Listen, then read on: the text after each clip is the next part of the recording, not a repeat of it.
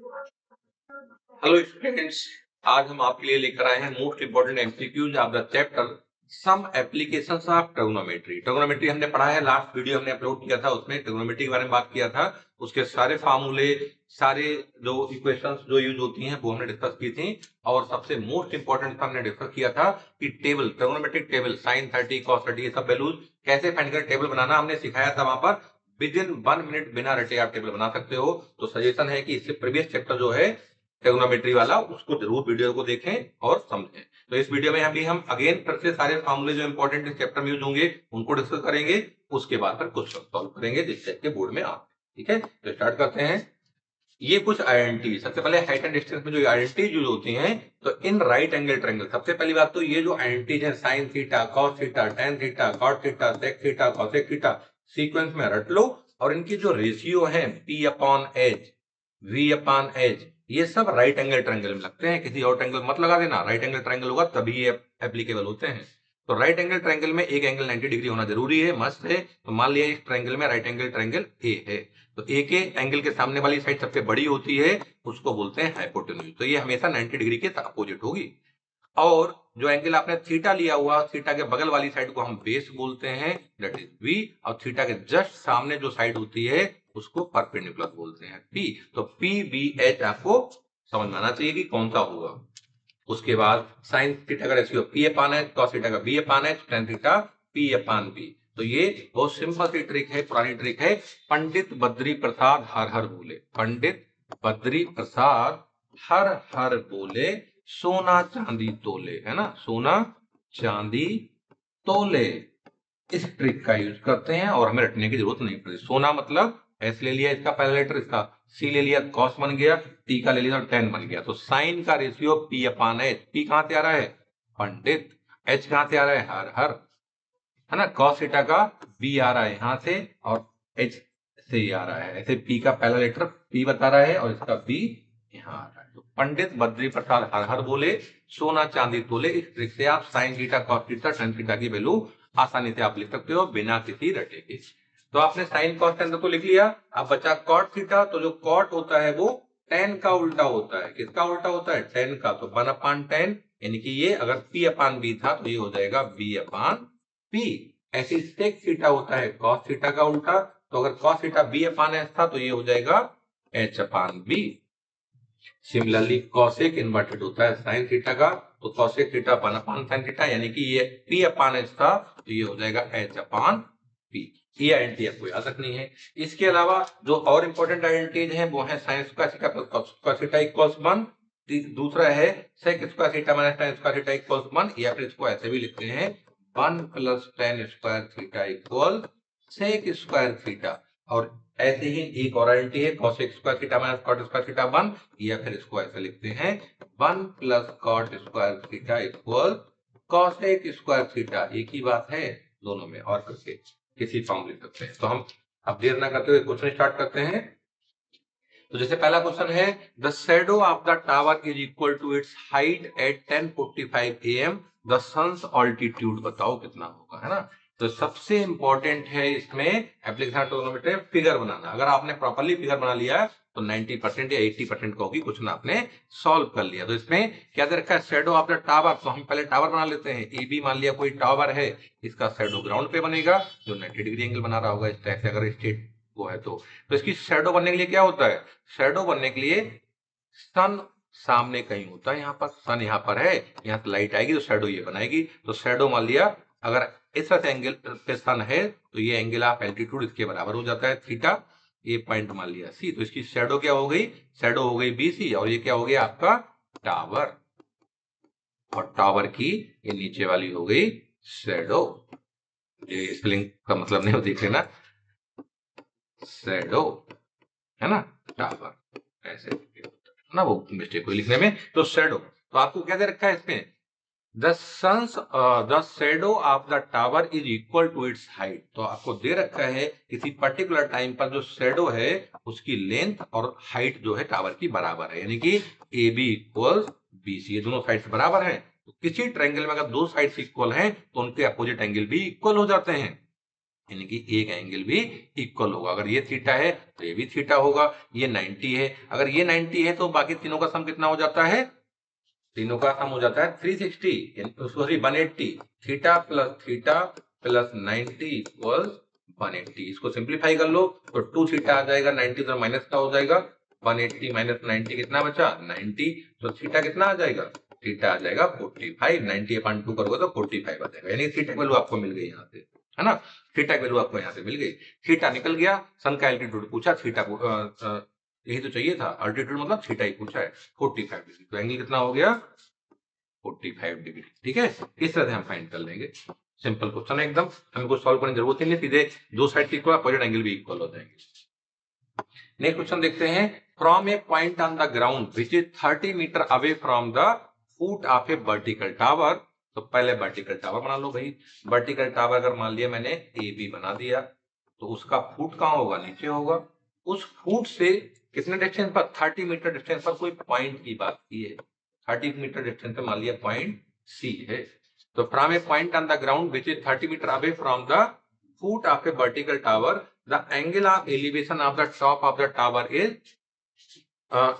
Is found to be 60 degree. तो angle of elevation, किस point से एंगल ऑफ एलिवेशन किसका? टॉप का। तो टॉप तो इसका पॉइंट ए पर होगा। तो एंगल ऑफ एलिवेशन जो दे रखा है आपको कितना है? 60 डिग्री। थीटा की वैल्यू आपका 60 डिग्री दे रखी है। The height in meter of the tower, tower की हाइट जो h है वो फाइंड करो। तो भाई यहाँ पर h क्या है? प्लस 90 डिग्री है ये, तो 90 के सामने वाली होती है हाइपोटेन्यूज। इधर जब थीटा है, थीटा बगल वाली साइड हो जाती है बेस, तो बेस की वैल्यू इतनी हो गई। और ये आपका क्या है? ये है आपका परपेंडिकुलर। एंगल के सामने वाली साइड परपेंडिकुलर होती है। तो परपेंडिकुलर और बी में रिलेशन क्या होगा? tan थीटा, है ना। तो tan theta P upon B. Pandit Badri Prasad हर हर बोले सोना चांदी तोले। तो टी ये हो गया, तो टी की वैल्यू क्या हो गई? P upon B perpendicular upon base. tan theta tan 60 perpendicular कितना है? h, वही तुमको फाइंड करना है। इसकी वैल्यू h है अपान b, b है 30। तो tan 60 वैल्यू कितनी होती है? √3। टेबल में देख लो, टेबल हमने बनाना सिखाया था पिछले चैप्टर में ना, पिछले जो पिछला वीडियो था, लास्ट वीडियो था लास्ट चैप्टर का, उसमें टेबल को अच्छे से बताया है, तो वहां से देख लो। अपॉन 30 उसको सॉल्व कर दो, h कितना आ जाएगा? अपॉन में था, मल्टीप्लाई पहुंच जाएगा उधर, तो 330 √3 मीटर। अगर मीटर में था तो मीटर में आएगा 30 √3। ऑप्शन कौन सा करेक्ट है? B correct. नेक्स्ट है, a plane is observe to be approaching the airport, it is at a distance of 12 kilometre from the point of observation and makes an angle of elevation of 60 degree. Angle of elevation 60 degree है और उस point से उसकी distance 12 kilometre है। तो इसका proper figure बना लो, figure बना देना इंपॉर्टेंट है।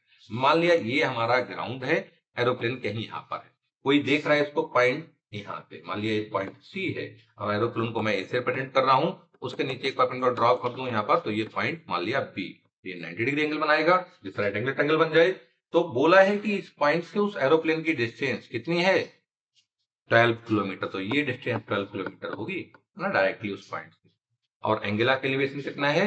60 डिग्री दे रखा है। फिर पूछा क्या, the height of the plane, यानी कि ग्राउंड से हाइट कितनी है ये पता करो, h जो है वो पता करो कितनी होगी, है ना। तो अब देखो यहाँ पर h निकालना है। h क्या होगा? ये तो परपेंडिकुलर, एंगल के सामने परपेंडिकुलर होता है, और ये क्या होता है? हाइपोटेन्यूज। आपको हाइपोटेन्यूज गिवन है, p निकालना है। h और p में रिलेशन देख लो, तो लिख लो पहले साइड में, पंडित बद्री प्रसाद हर हर बोले सोना चांदी तोले। तो देखो p और h किस में आ रहा है? p और h आ रहा है पहले वाले में, और पहला वाला क्या होता है? साइन। तो आपको लगाना पड़ेगा यहाँ पर साइन थीटा, है ना, साइन थीटा, और sine theta P upon H हो गया इतने ट्रिक से।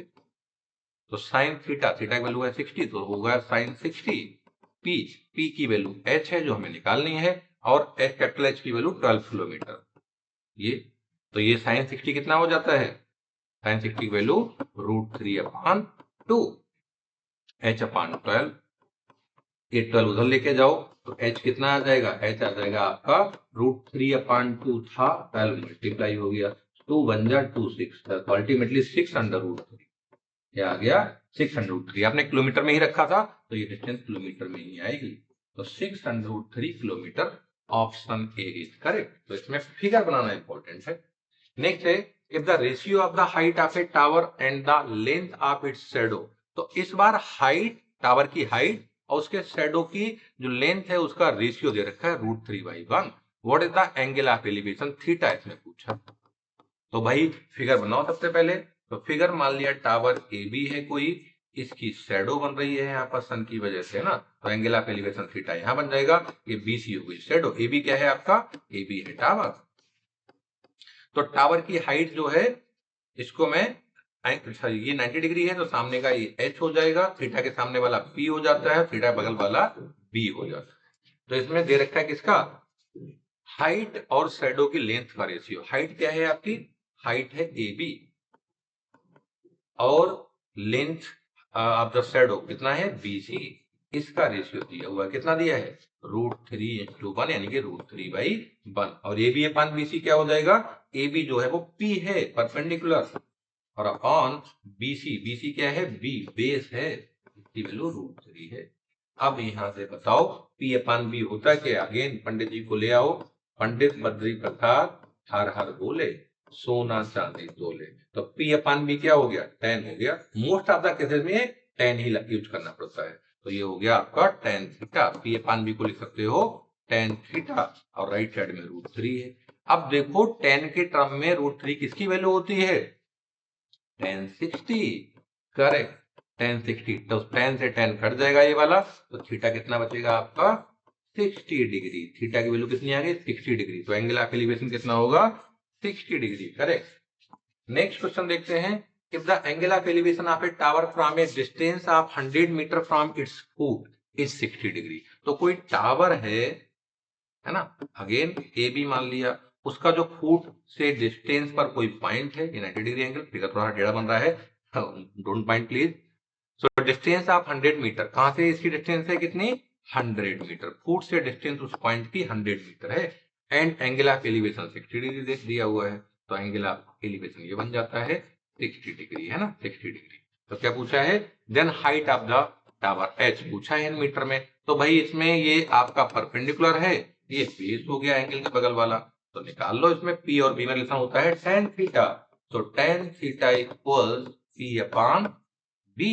तो tan 60, पी एच जो हमें कैलकुलेट करना है, और बी है 100। तो इसको अगर सॉल्व करूं मैं, एच का 100 उधर पहुंच जाएगा, एच इक्वल्स 100 मल्टीप्लाई पहुंचा, और ये tan 60 है।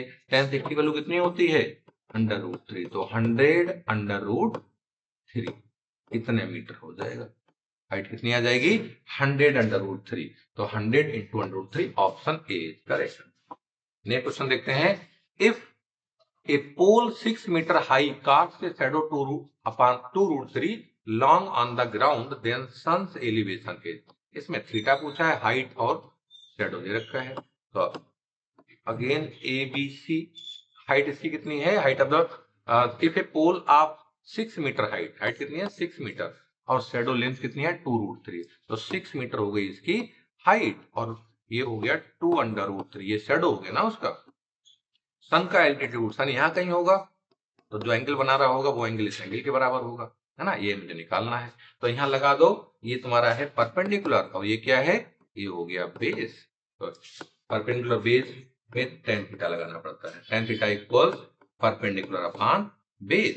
तो tan थीटा निकालना है, परपेंडिकुलर कितना है, परपेंडिकुलर 6, और बेस है 2√3। 2 से काटो इसको, 2 3 जा, तो tan थीटा की वैल्यू कितनी आ गई, ऊपर बचा 3, नीचे √3। इसको रेशनलाइज करना पड़ेगा, तो √3 से मल्टीप्लाई, √3 से डिवाइड कर लो। ऊपर नीचे मल्टीप्लाई कर दिया तो ऊपर हो गया 3 इंटू √3, और नीचे √3 इंटू √3 कितना हो गया 3, 3 बन जा, 3 बन जा, तो अल्टीमेटली आ गया √3। अब tan में देखो √3 किसकी वैल्यू होती है, अभी तो लिखा था लास्ट क्वेश्चन में tan 60। तो tan से tan कट जाएगा, अल्टीमेटली थीटा की वैल्यू कितनी आ जाएगी 60 डिग्री। थीटा की value 60 degree, option A is correct. Next question देखते हैं।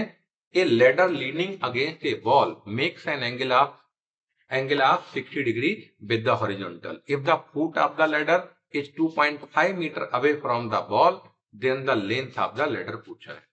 तो लेडर, सामने कोई बॉल है ना, ग्राउंड तुम्हारा ये है, लेडर यहाँ टंगी हुई है, लीनिंग यहाँ पर टिका रखा है लेडर को इस टाइप से। तो ये आपकी लेडर है। मान लिया जिस पॉइंट पे टच कर रही है वो पॉइंट ए है बॉल का, और इसका बॉटम है बी पॉइंट, और जहां पर इसका एंड पॉइंट है वो सी है। ये एंगल आपका 90 डिग्री हो जाएगा, है ना। तो इसके अगर हम इस एंगल की बात करें, ये थीटा अगर है तो सामने वाला हो जाएगा ये पी परपेंडिकुलर, नीचे वाला हो जाएगा बेस, और ये हो जाएगा हाइपोटेन्यूज। अब इसमें क्या दे रखा है, लीनिंग, तो ये थीटा की वैल्यू कितनी दे रखी है यहाँ पर 60 डिग्री, नहीं 60 degree angle of elevation angle जो बनाता है 60 डिग्री हॉरिजॉन्टल के साथ में। The foot of the ladder is 2.5 metre away, तो जो फुट है 2.5 metre away from the wall, wall से 2.5 मीटर दूर है, तो यानी कि बीसी की वैल्यू आ गई 2.5 meter. The length of the ladder is to be found, H निकालना है।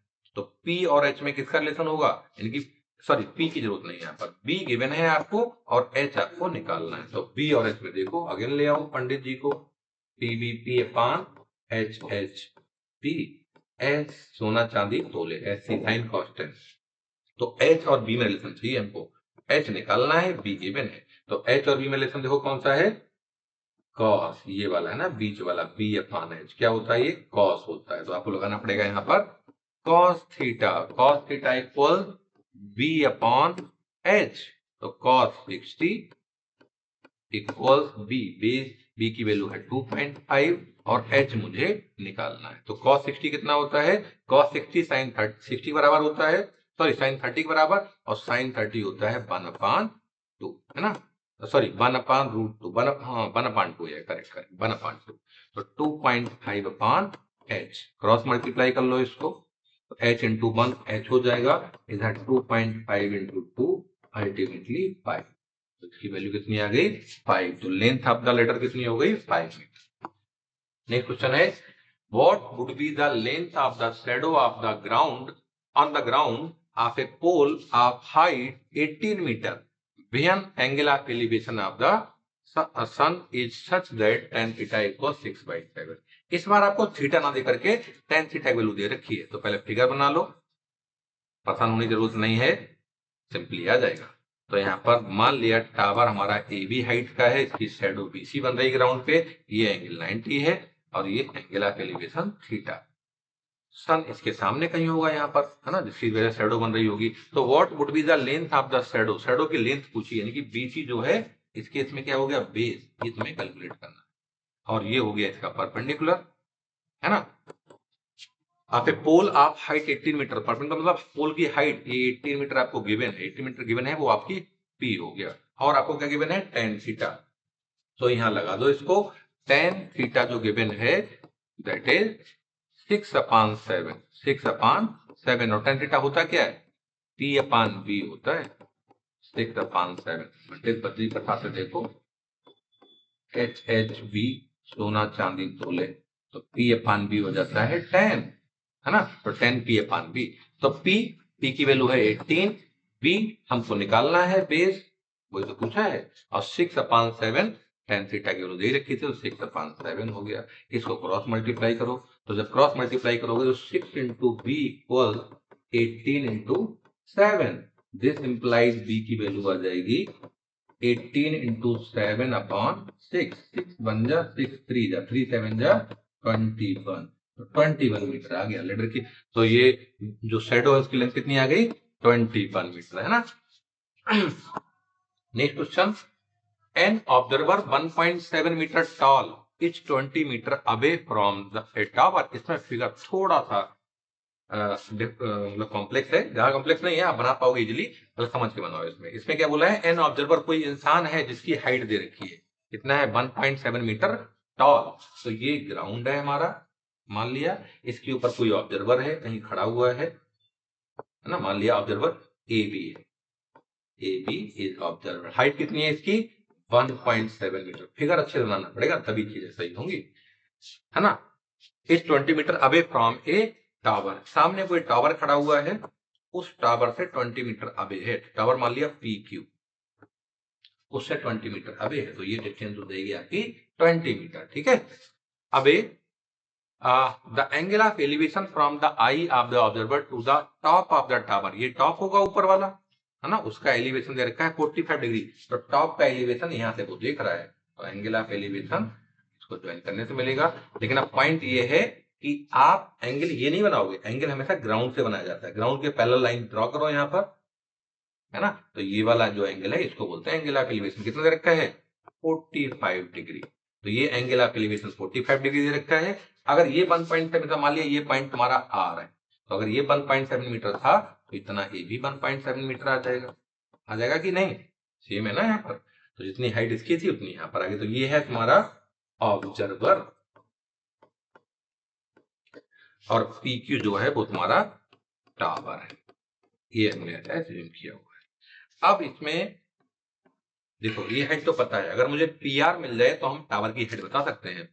क्यू आर तो मिल गया हमको, बस पी आर और मिल जाए, तो पी आर कैसे मिलेगा वो देखो यहाँ पर, अगर ये 20 मीटर है नीचे वाली साइड, यानी कि यहाँ से लेकर यहाँ तक, तो ऊपर वाली ये भी 20 मीटर हो जाएगी, और ये एंगल तो 90 डिग्री होगा क्योंकि ये भी एंगल 90 डिग्री है, तो ये 20 मीटर और ये एंगल 90 डिग्री। अब इस right angle triangle P R Q में देखो, अगर ये 45 है ये 90 है, तो 45 प्लस 90, तो बाकी के जो एंगल दोनों बराबर हो जाएंगे, है ना, क्योंकि 45 ये भी 45 हो जाएगा, तभी तो तीनों का सम 180 होगा। ये 90 है तो 45, अब दोनों एंगल अगर बराबर हो गए तो इन एंगल के अपोजिट जो साइड्स हैं ये वाली इसके बराबर हो जाएगी। तो अगर ए आर आपका 20 मीटर है तो डेफिनेटली इसमें पी आर भी कितना होगा 20 मीटर। क्यों? क्योंकि दो एंगल इक्वल हैं, अगर दो एंगल इक्वल होते हैं तो उनकी अपोजिट साइड्स भी इक्वल होती, तो नीचे वाली 20 तो ऊपर वाली भी कितनी आ गई 20, तो ये भी आपको 20 मिल गई। तो इस तरह से क्या हो जाएगा, देयरफॉर पी क्यू की वैल्यू, है ना, पी क्यू की वैल्यू हो जाएगी P R plus R Q, P R plus R Q, पूरे तो निकालना है हमको, तो पी आर अभी निकाला है आपने 20 मीटर, और आर क्यू ऑब्जर्वर की हाइट के बराबर दैट इज 1.7, तो कितना हो गया ये 21.7 मीटर ना, तो आंसर इसका हो गया सी, ऑप्शन सी 21.7 मीटर। यहाँ पर हम tan थीटा निकाल के भी निकाल सकते थे, आप tan 45 निकालते तो अल्टीमेटली आता 20 मीटर ही, तो जैसा आपको ठीक लगे उसका आप कर लो, कई सारे मेथड्स होते हैं। So thank you for watching the video. अगर आपको ठीक लगे, अच्छा लगे, तो प्लीज लाइक कीजिए हमारे वीडियो को और चैनल को सब्सक्राइब कीजिए, जिससे आपको अपडेट्स प्रॉपर्ली टाइम से मिलते रहे। Thank you.